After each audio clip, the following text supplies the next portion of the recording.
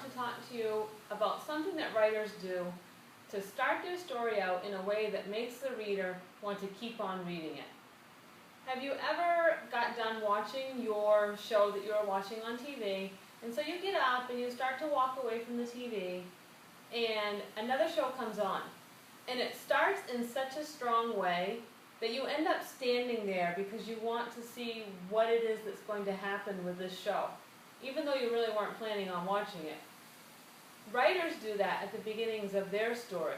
They find a way to make the reader want to keep reading it. They want to hook their reader right away by getting their attention. After all, there's not much sense in writing a story if people aren't going to bother to read it because they're not interested in the beginning of the story. Let's look at some examples of how some authors started their stories. The first one we're going to look at is Fudge-mania, and we're going to talk about dialogue, people talking. Judy Blume starts this story with a conversation between Fudge and Peter. "Guess what, Pete?" my brother Fudge said. "I'm getting married tomorrow." I looked up from my baseball cards. "Isn't this kind of sudden?" I asked, since Fudge is only 5. "No," he said. "Well, who's the lucky bride?" "Sheila Tubman," Fudge said. That's one way to use dialogue. Writers also use something called inner dialogue. That's just somebody thinking in their head. But the author lets you know what they're thinking inside their head. This is a Goosebumps story. Deep Trouble 2. Something's fishy again. "I'm back." That's what I thought when I arrived on the Cassandra for another summer vacation. Yes, I, William Deep Jr., world-famous undersea explorer, am back.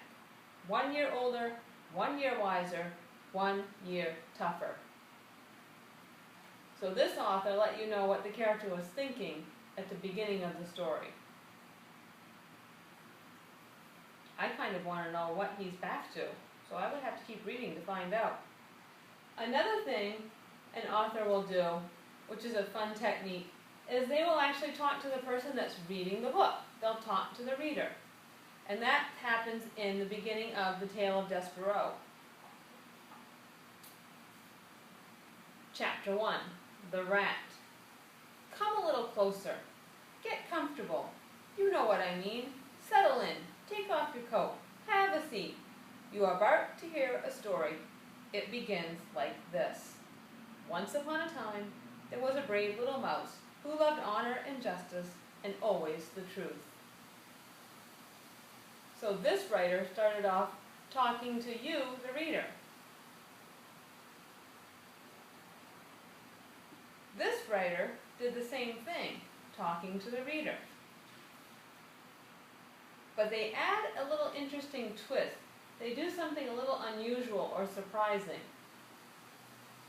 This is The Bad Beginning, the first book by Lemony Snicket. If you are interested in stories with happy endings, you would be better off reading some other book. In this book, not only is there no happy ending, there is no happy beginning, and very few happy things in the middle.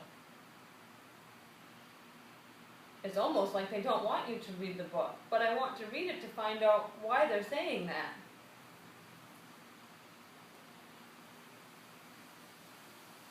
Another thing an author will do is they'll start with something that's a little bit shocking.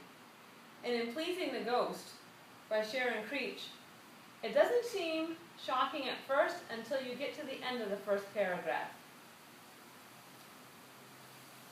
"I'm Dennis, your basic, ordinary 9-year-old boy, and usually I live in a basic, ordinary life. I go to school, I take care of my dog, I eat, I sleep. Sometimes, though, my life is not so ordinary. This is because of the ghosts." So she gets you hooked because now you want to know what is going to happen. This one starts off kind of with a little bit of action. This is Stink and the Midnight Zombie War. "Guts, brains, eyeballs! Take that, you're dead!" said Fred Zombie. So this author started off with some action. Not quite the amount of action you would see at the beginning of some big action movie, but I think you get the idea. So writers start their story in a way that makes people want to keep reading. That's what you can do as a writer. Make sure you're starting your story in a way that hooks your readers in. You can start with dialogue, action, you might say something shocking. Try some different things out. Be looking for things that other authors do when you're reading books. Maybe they'll try something that you want to try in your writing.